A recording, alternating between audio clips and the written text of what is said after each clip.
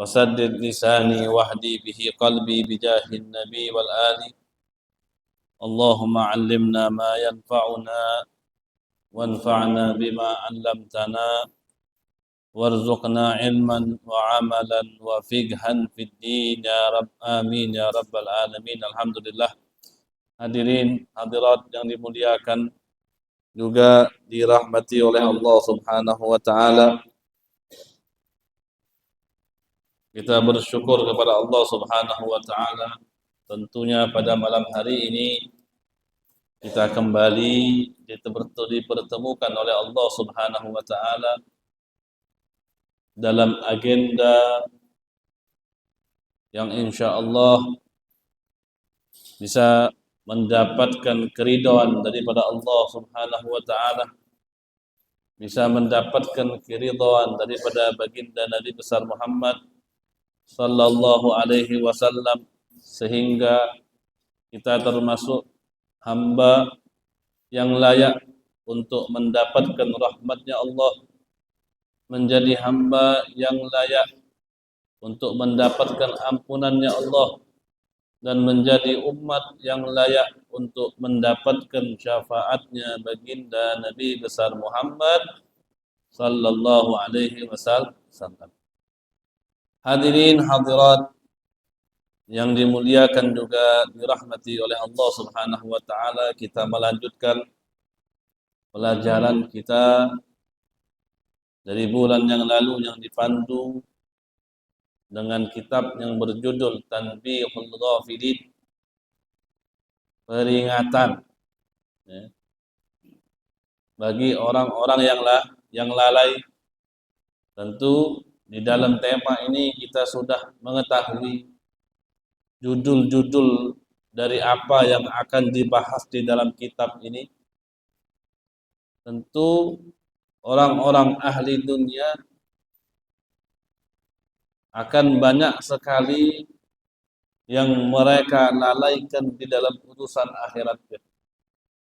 Seperti apa yang kita ucapkan kemarin, bahwasannya dunia dan akhirat itu adalah suatu hal yang sangat berbeda. Dua hal yang tidak bisa menyatu.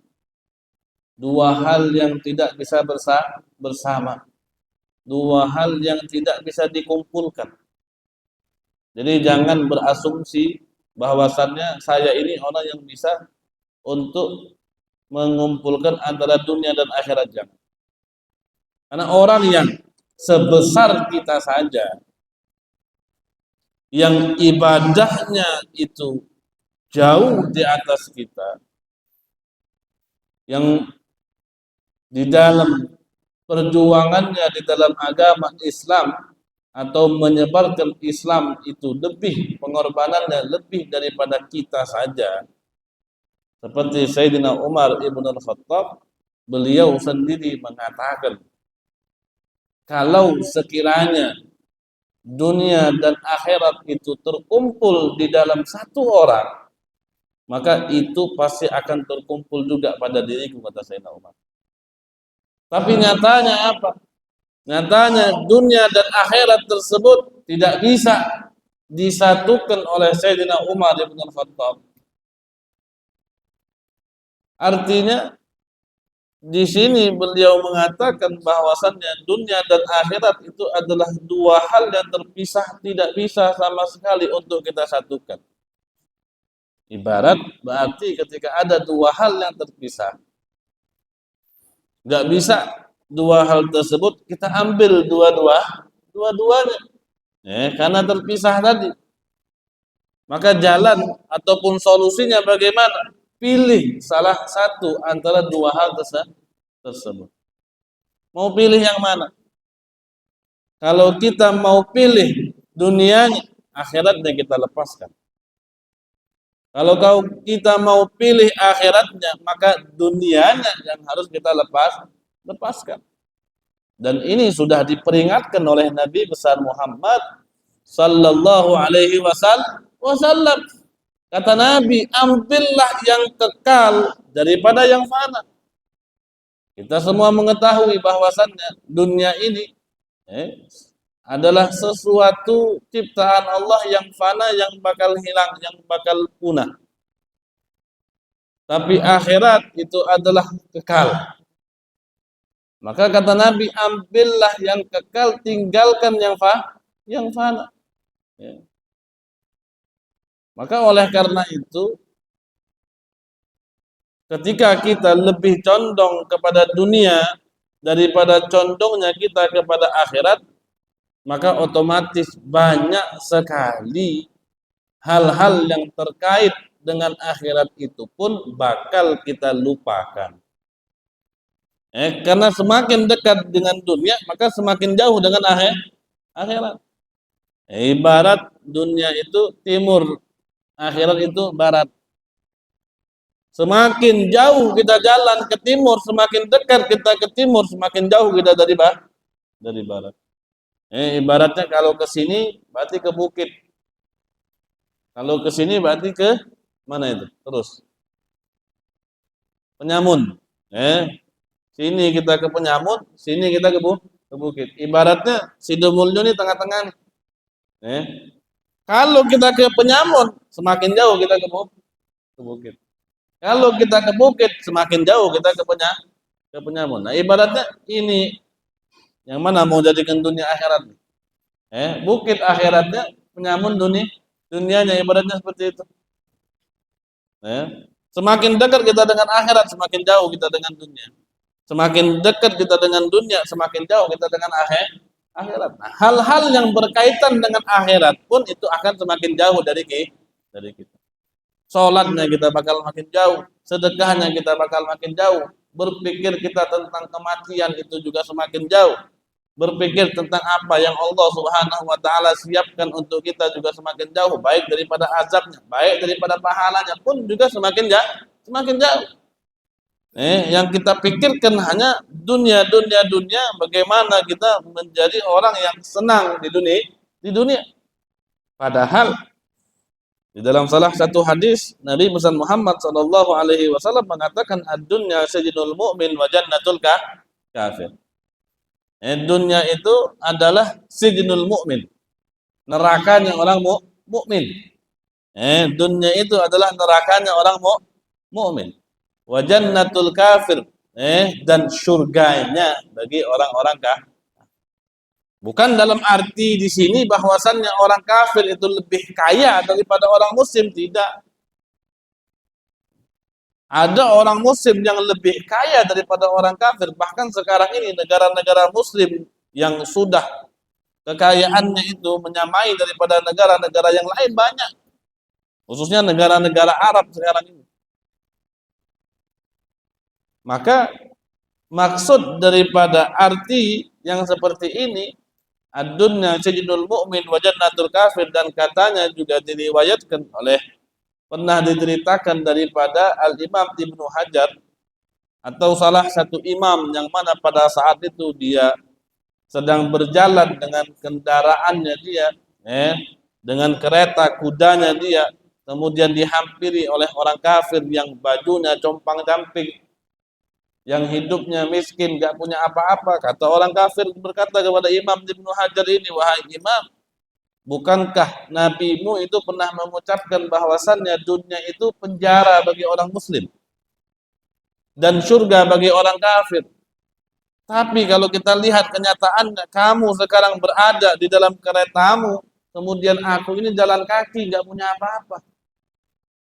Kata Imam Ibnu Hajar, maksud daripada ucapan Nabi bukan seperti itu. Maksud daripada ucapan Nabi, dunia itu laksana bagaikan penjara bagi orang muslim. Dunia yang kita lihat ini, itu tidak ada apa-apanya dibanding nikmat yang Allah bakal siapkan untuk kita sebagai umat muslim di akhirat.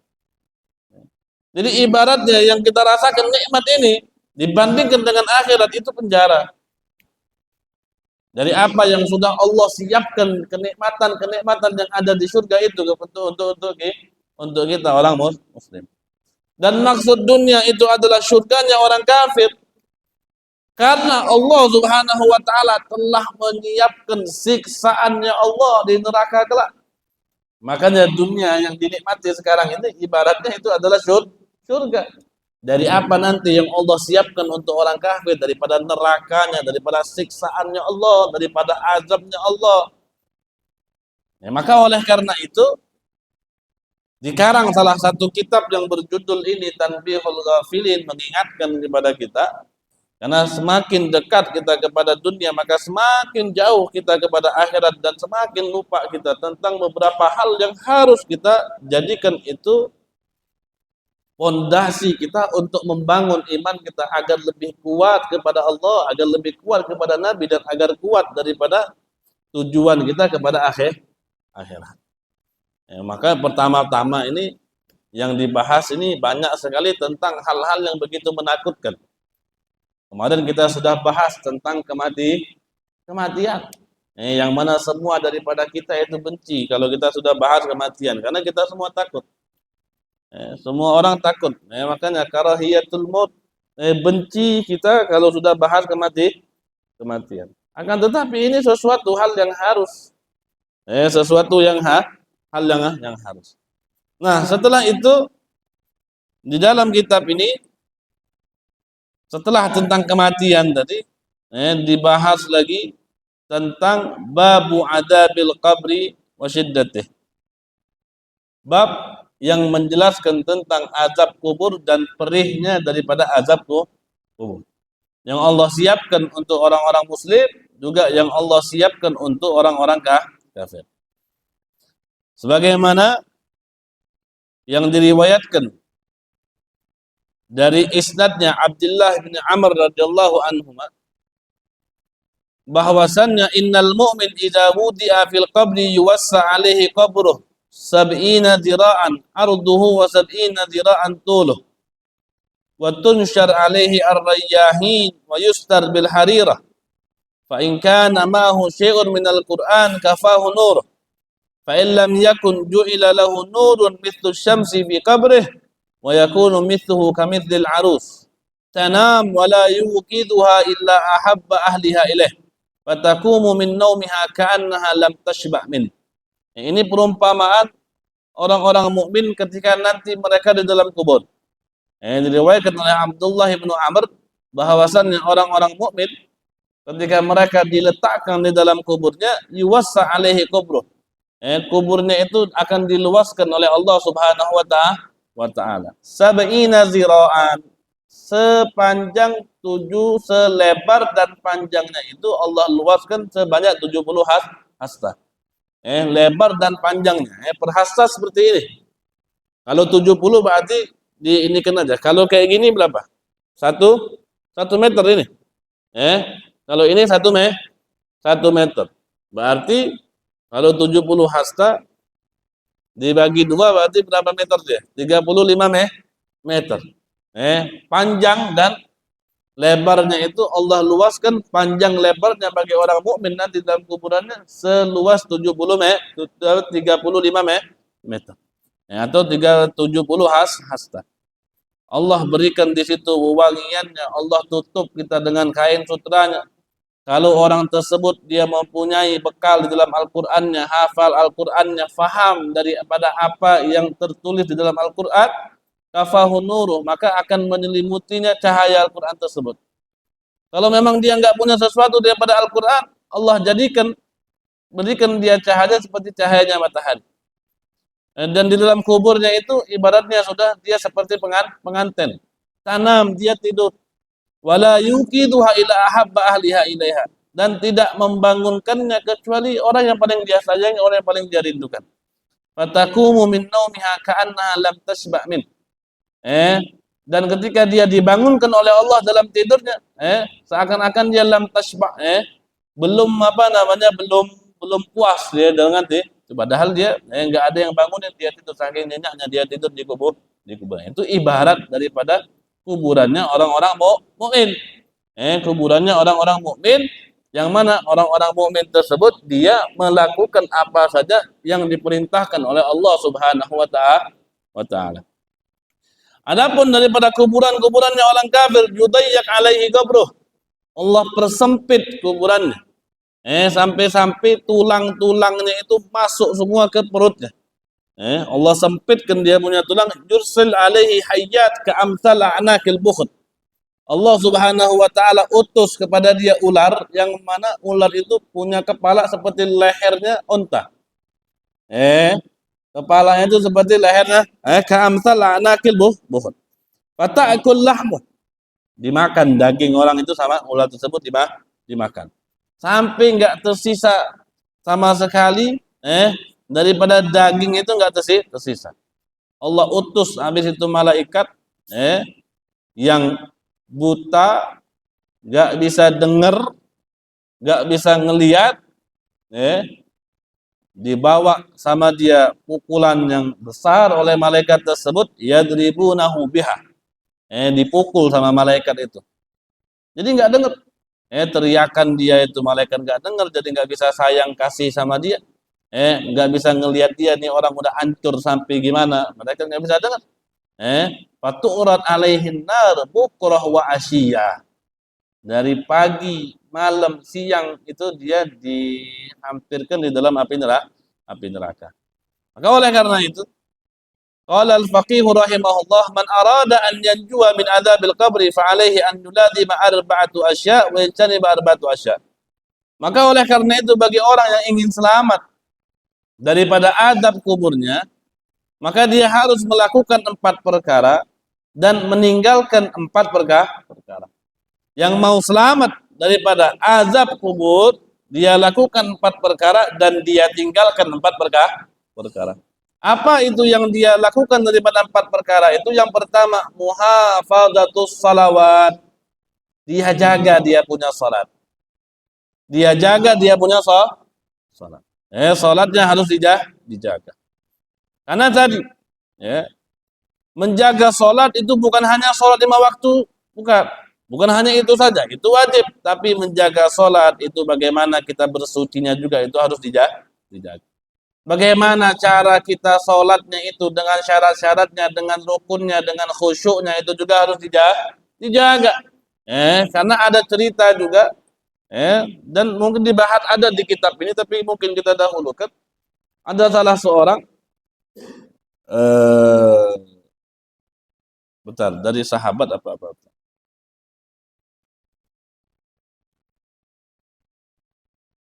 Diriwayatkan dari Amr bin Dinar.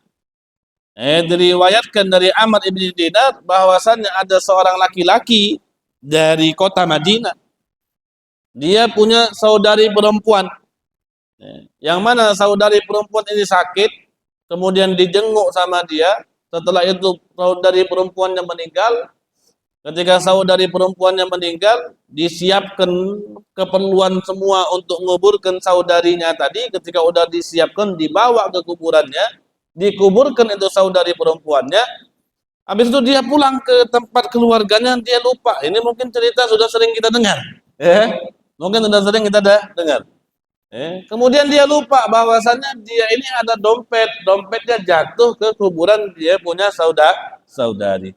Pulang dia ngajak temennya lagi, mau ambil dompet yang ketinggalan tadi. Kemudian dia gali kuburan perempuan tadi, diambil sama dia dompetnya, tapi dia masih penasaran dia.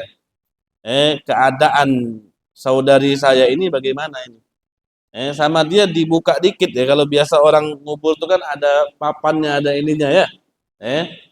Dia masih penasaran bagaimana ini. Habis saya tinggalkan kemarin, kemudian digali lagi kabar saudarinya ini bagaimana. Maka ketika dia buka daripada tutup jenazah daripada saudarinya tadi, maka dia lihat tersebut Fa'idal qabru musta'ilun naran. Kuburannya itu sudah terbakar daripada api, sudah ada apinya. Kuburannya itu udah ada apinya. Kemudian langsung ditimbun lagi pakai tanah sama dia. Kemudian dia pulang. Dia pulang ke bukan rumah dia pulang ke rumah ibunya. Nanya dia sama ibunya. Apa yang dilakukan oleh saudari saya ini apa, kata laki-laki tersebut. Kata ibunya, kenapa kau nanya tentang saudarimu sedangkan dia sudah meninggal? Kemudian dia ceritakan, tadi saya buka kuburannya itu ada apinya. Ya, maka kemudian ibunya bilang, kanat ukhtuka tuakhirus shalah. Apa yang menyebabkan di kuburannya itu Allah Subhanahu wa taala azabnya dengan api tadi? Kata ibunya apa? Kanat ukhtuk tuakhirus shalah. Saudaramu itu selalu menunda salat. Selalu menunda salat. Wala tusalli bi taharatin tam. Dia enggak salat dengan kesucian yang sempurna, tidak. Ya, tidak salat dengan kesucian yang sempurna. Mungkin contoh misal ketika dia kencing, atau buang air kecil, kemudian dia tidak bersih di dalam mensucikannya. Padahal di situ mungkin ada netes-netes sedikit tapi enggak ditungguin sama dia. Tidak sesuai apa yang diajarkan di dalam kitab-kitab fikihnya. Atau wudhunya tidak sesuai dengan batas-batas yang tidak sempurna. Salatnya dia undur-undurkan, kemudian di dalam toharohnya bersucinya dia tidak sempurna. Wa kanat ta'ti abwabal jirani idza namu. Salah satu dosanya dia juga kata ibunya, kalau tetangga-tetangga dia tidur, dia datang ke rumah tetangganya. Fatulkim udhunaha abwabahum. Kemudian dia letakkan telinganya di pintu-pintu tetangganya. Apa yang dia lakukan? Dia dengarkan apa yang dibincangkan tetangganya di dalam rumahnya, kemudian dia sebarkan apa yang dia dengar. Nah, yang seperti itu tadi, itu salah satu daripada azab kubur bagi orang yang menunda sholat dan tidak sempurna di dalam bersucinya, dan juga bagi orang yang selalu menguping pembicaraan orang lain, bukan hanya untuk sekedar tahu saja, tapi untuk menyebarkan daripada omongan tersebut dan membuat gaduh daripada orang-orang sekitarnya, maka Allah berikan azab di dalam kuburnya dengan api yang begitu panas. Nah, oleh karena itu, muhafadzatus shalawat, salah satu hal yang patut kita jaga untuk kita terhindar daripada azabnya kubur, itu kita menjaga daripada salat 5 waktu. Yang pertama apa? Muhafadzatus shalawat. Wassadaqah. Sedekah. Salah satu juga yang menyebabkan kita terhindar daripada azab kubur itu sedekah. Sedekah enggak usah nunggu kaya, enggak usah nunggu hasil sawit 5 ton per panen baru mau sedekah. Apa yang Allah beri dan itu lebih untuk kehidupan kita sehari-hari, itu kita sedekahkan walaupun sedikit. Sedekah itu tidak dihitung dari nominal. Hitung banyak atau sedikit itu dari apa yang kita punya. Orang punya duit 10.000, tapi dia sedekah 1.000, itu sudah banyak. Tapi kalau ada orang punya uang 1 miliar, asetnya 1 miliar, nyumbangnya cuma 100.000, ngasih orang cuma 100.000, itu namanya pelit. Orang pelit. Orang pelit itu enggak enak. Hidup untuk dirinya sendiri gak enak, untuk orang lain juga gak enak. Pelit itu adalah akhlak yang jelek. Salah satu budi pekerti ataupun akhlak yang jelek itu sifat pelit. Sayang sama harta. Pelit itu berarti menandakan orang itu cinta sama dunia. Menandakan orang itu cinta sama dunia. Maka salah satu tadi hal yang membuat hati kita ini agar tidak cinta sama dunia, apa caranya? Disebutkan oleh Al-Imam Al-Ghazali di dalam kitabnya Minhajul Abidin. Itu beliau menjelaskan salah satu hal yang bisa membantu kita untuk tidak cinta kita kepada dunia itu adalah tafriqul majmu'. Kita membagi dari apa yang sudah kita kumpulkan daripada harta. Kerja kita 1 hari, kerja sampai 1 bulan, dapat gaji, itu adalah harta yang kita kumpulkan. Nah, bagaimana caranya agar harta dunia ini yang Fana ini tidak menjerat hati kita, tidak membikinkan hati kita tertarik kepada uang yang seperti itu. Tafriqul majmu. Kita bagikan, enggak usah banyak. Sedikit juga tidak apa, yang penting kita mau berbagi. Maka sedekah itu adalah salah satu jalan untuk kita bisa selamat daripada azab kubur yang sudah Allah Subhanahu wa taala siapkan. Dan untuk sedekah jangan nunggu banyak. Orang itu kalau dari sedikit dia tidak mau keluarkan, semakin banyak hartanya semakin tidak mau keluar. Dari yang sedikit tidak mau dia keluarkan, dari harta yang banyak tambah lagi dia nggak bakal keluar. Orang yang dari sedikit dia keluarkan saja udah banyak, itu ada kemungkinan nggak mau keluar lagi. Apalagi kalau udah dari sedikit nggak mau keluar, pas banyak tambah lagi nggak mau keluar dia punya duit. Makanya jangan sampai kita seperti itu. As-sadaqah. Famuhafadatus salawat, yang pertama tadi menjaga salat dari kita tepat waktunya, dari berjamaahnya, dari cara bersucinya juga kita jaga. Wassadaqah. Dan yang kedua itu dengan kita bersedekah.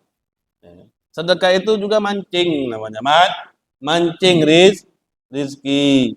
Kalau lagi seret, gak ada duit, jangan ngeluh sama orang. Jangan ngeluh di sosial media. Jangan bikin status di WhatsApp-nya, IG-nya, Twitter-nya. Nggak usah bikin status.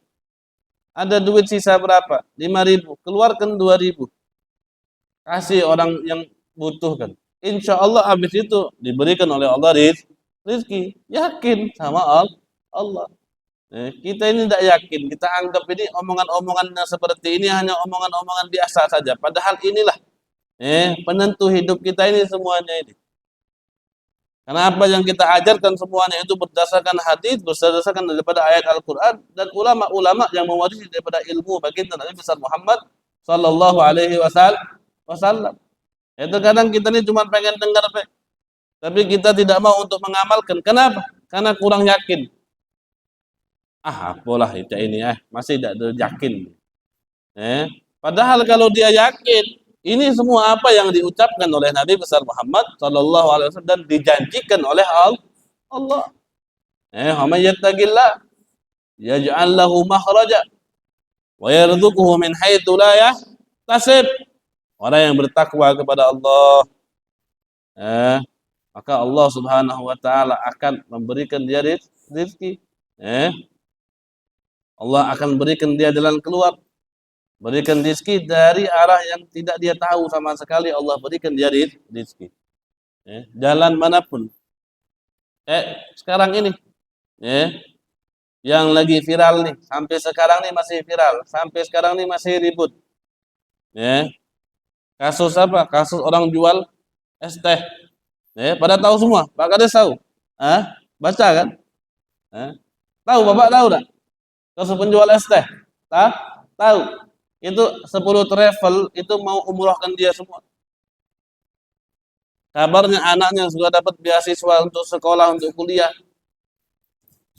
Orang kalau ngasih duit sama dia berbondong-bondong. Tadi baru saya lihat tadi ada orang TikTokers ngasih dia uang 300 juta dari satu orang. Itu kalau jadi Allah Subhanahu wa taala kalau mau membalikkan keadaan seseorang mudah.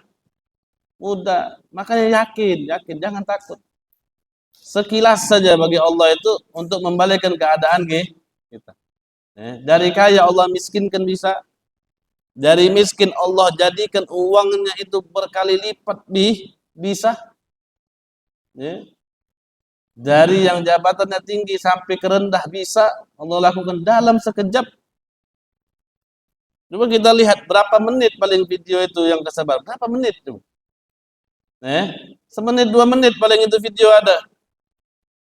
Tapi dengan durasi semenit 2 menit tadi Atau dengan kata cuma satu kalimat saja, misalnya dengan kata goblok tadi, Allah angkat derajat penjual es teh tadi. Allah angkat derajatnya. Allah jadikan dia orang kaya. Mungkin kalau dia mau beli sawit sekarang 5 hektar bisa deh. Dengan uang sumbangan yang dia dapatkan, dengan orang-orang yang datang ke rumah dia. Kita nggak usah mikir ada orang yang datang cuman pengen pansosnya saja, cuman pengen ini, kita nggak usah bahas itu, kita bahas hikmahnya saja.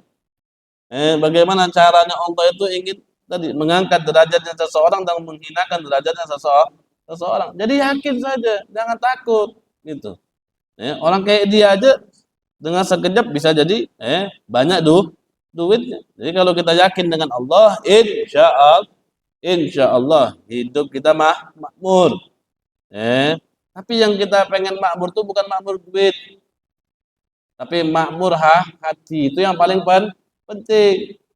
Yang menjadikan hidupnya orang enak itu bukan duit, bukan kebun, bukan jabatan. Tapi yang menjadikan orang itu hidupnya makmur itu hatinya dilapangkan oleh Allah. Sekaya-kayanya dia, setinggi jabatannya dia, sepintar, secerdas dia, kalau hatinya sempit, itu pasti nggak enak hidupnya. Lihat orang lebih tinggi dari dia, nggak suka.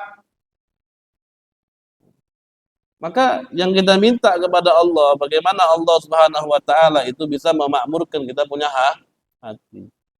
Sehingga hidupnya kita di dunia ini itu senang.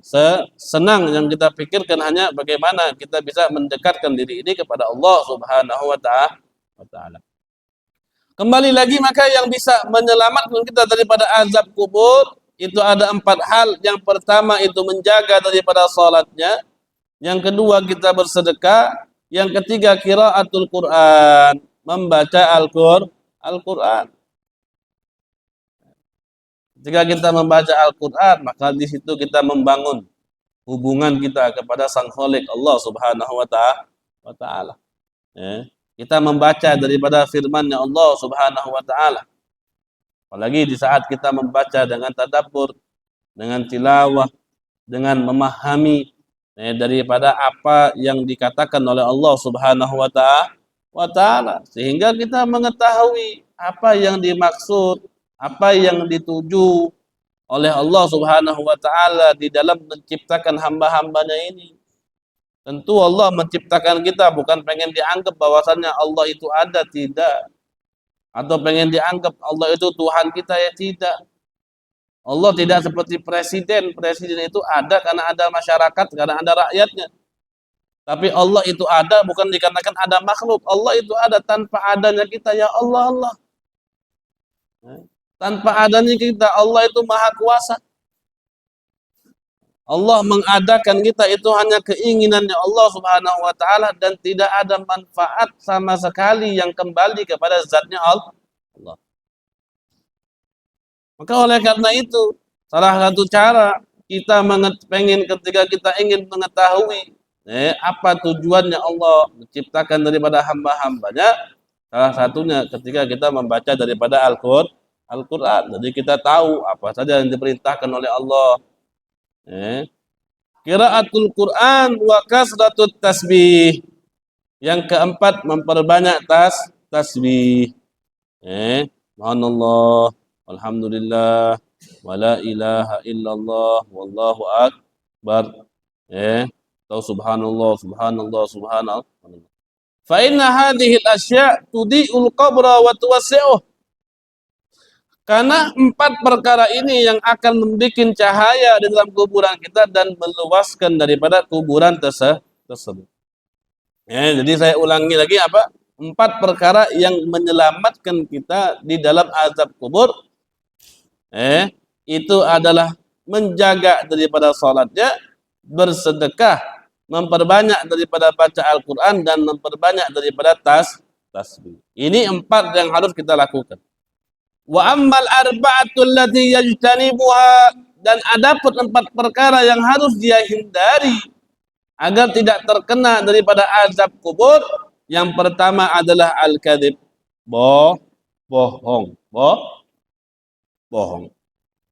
Bohong itu salah, berarti bohong salah satu penyebab kita mendapatkan daripada azab kubur.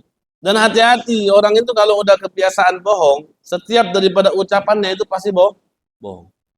Walaupun dia pengen berkata jujur, tapi ada selip-selipannya pasti bohong. Pemanis itu pasti ada. Ini maaf, saya pernah ketemu orang yang seperti ini. Bahkan hidup sama orang seperti ini mungkin bertahun-tahun. Eh, udah dinasihatin, sudah. Udah diomongin, sudah. Bahkan sama beberapa orang sudah dia apa namanya? Diadili juga sudah. Ya. Tapi begitu. Setiap omongannya itu gak ada yang benar sama sekali. Satu pun gak ada yang benar. Seyakin-yakinnya kita dengan mukanya yang kita yakin itu jujur, pasti bohong itu. Pasti bohong. Kenapa kok bisa seperti itu? Penyakit. Penyakit. Orang yang udah sering bohongnya itu nggak mungkin dia. Nggak susah, itu penyakit yang harus kita hindari. Kalau udah terjerat dengan penyakit bohong tadi, susah untuk terlepas. Makanya hati-hati.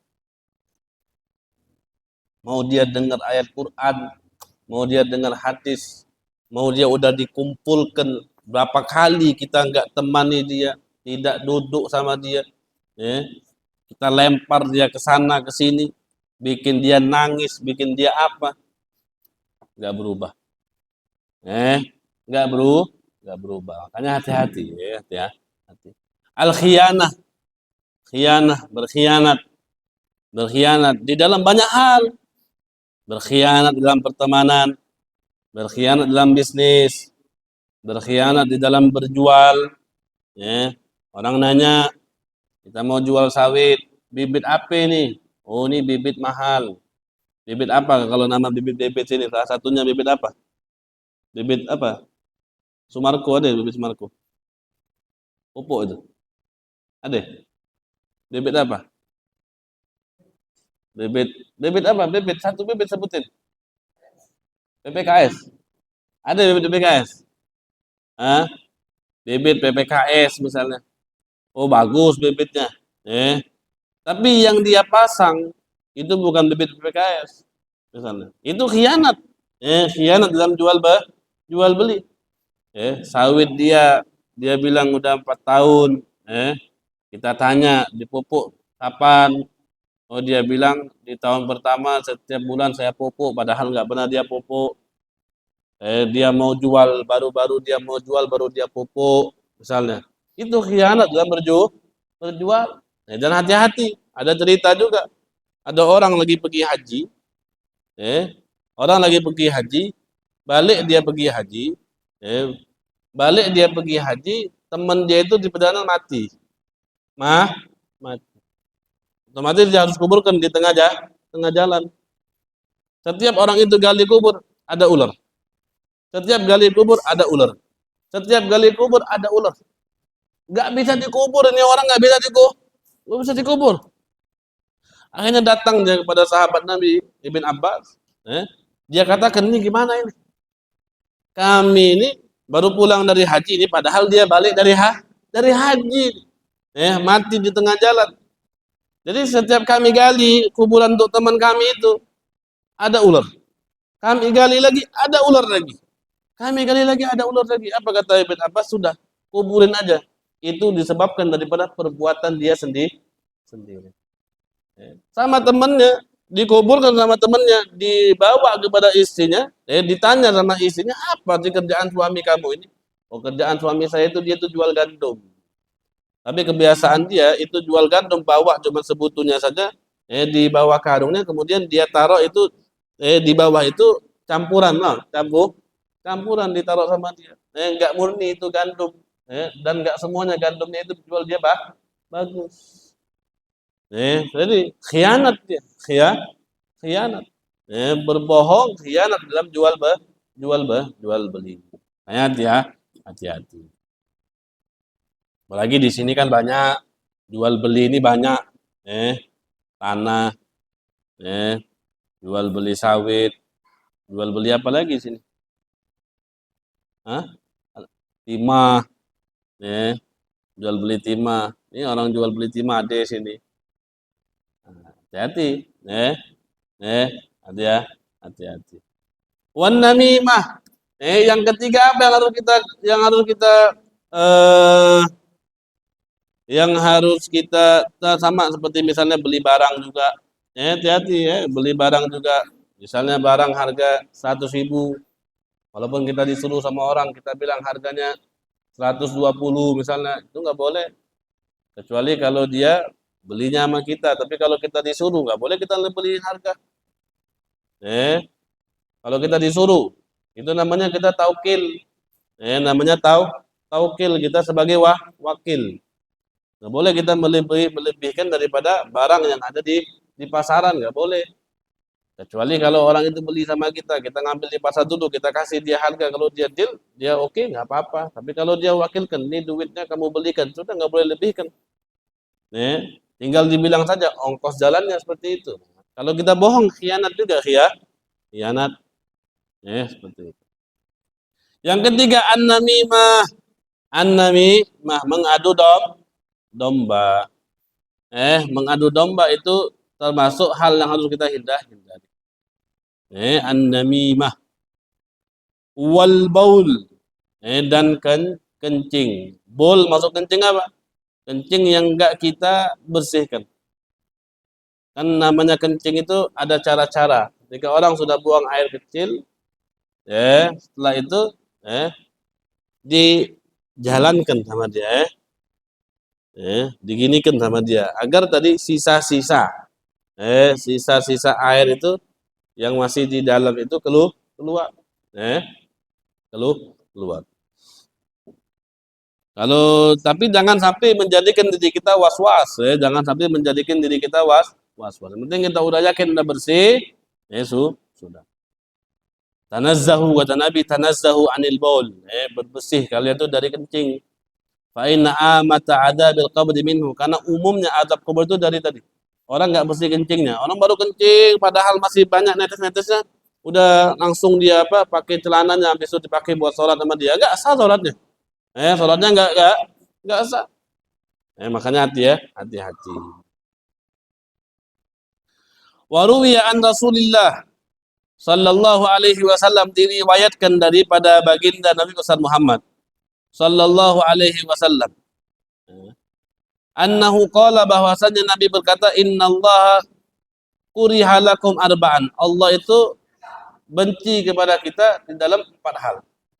Benci kepada kita dalam empat hal. Yang pertama apa? Al-absu fis shalah. Bersanda gurau di dalam salat. Bersanda gurau di dalam salat. Bercanda. Wallawi indal qiraah.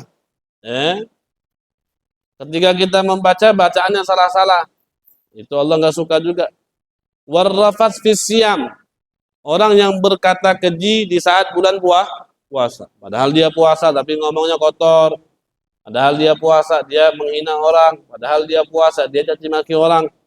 Wadhahak indal maqabir. Tertawa di kuburan. Jadi dalam kuburan itu nggak boleh ketawa. Kuburan itu tempat kita mikir. Kalau di depan kita jenazah saja dan udah nggak bisa bikin kita mikir, apalagi yang bisa bikin kita mikir ini? Kalau orang mati saja, dengan orang mati saja yang lebih muda dari kita, yang seumuran dari kita misalnya, ataupun yang lebih tua dari kita, itu tidak bisa membuat kita untuk tadi bertafakur, walaupun di dalam momen itu saja. Wah, itu udah keterlaluan. Kapan lagi kita mau berpikirnya? Kalau udah ngelihat mayat di depan, tapi nggak bisa bikin dia tafakur dengan dosanya dia, dengan amal ibadah yang sedikitnya, dengan takutnya dia akan kematian, takutnya dia akan siksa kubur. Kalau yang itu saja udah nggak bisa bikin dia teringat tentang akhiratnya, itu udah keterlaluan. Makanya harus segera untuk diobati. Ya, orang yang di dekat kuburan atau yang ada dalam kuburan tersebut ketawa-ketawa dia di situ, ya, maka orang tersebut tidak bisa mengambil pelajaran dari apa yang dia lihat. Tidak bisa mengambil pelajaran dari apa yang kita lihat.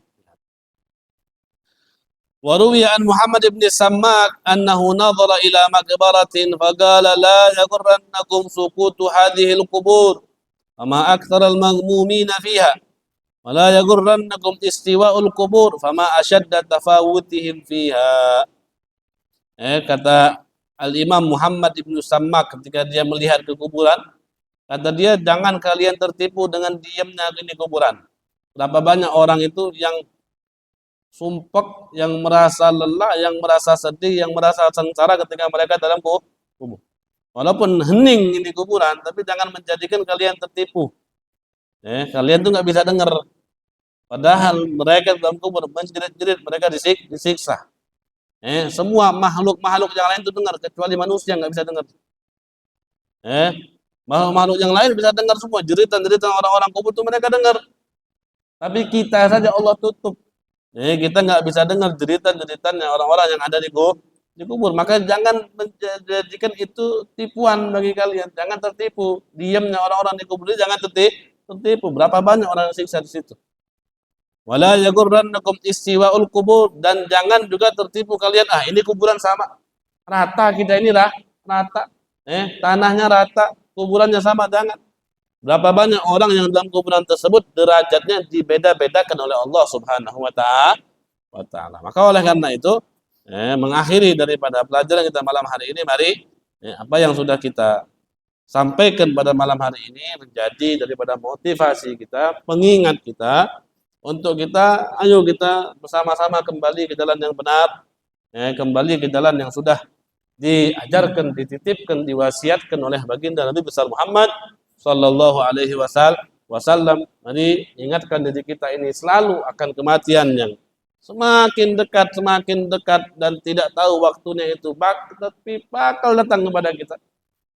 Semua kita bakal mati, entah malam ini, entah besok, entah lusa, entah apa. Itu adalah ketentuan daripada Allah Subhanahu wa taala. Maka jadikan ini adalah sebagai tolak ukur kita untuk kita lebih dekat lagi kepada Allah. Dan ketika kita mati, sebelum kita naik ataupun sebelum di akhirat kelak, di dunia pun kita masih ada kemungkinan untuk mendapatkan daripada azabnya Allah Subhanahu wa taala dalam kuburnya. Maka mari ini semua jadikan semangat kita untuk lebih kita mendekatkan diri ini kepada Allah Subhanahu wa taala. Maka mari juga jadikan dunia ini bukan tujuan daripada syahwat, bukan tujuan daripada kelezatan semata, tapi jadikanlah dunia ini kendaraan untuk kita menuju kehidupan yang kekal abadi di akhirat, agar kita semua bisa masuk surga dengan rahmat-Nya Allah, bisa masuk surga dengan syafaatnya baginda Nabi besar Muhammad sallallahu alaihi wasallam. Sebelum kita tutup ini majlis, kalau kiranya ada yang bertanya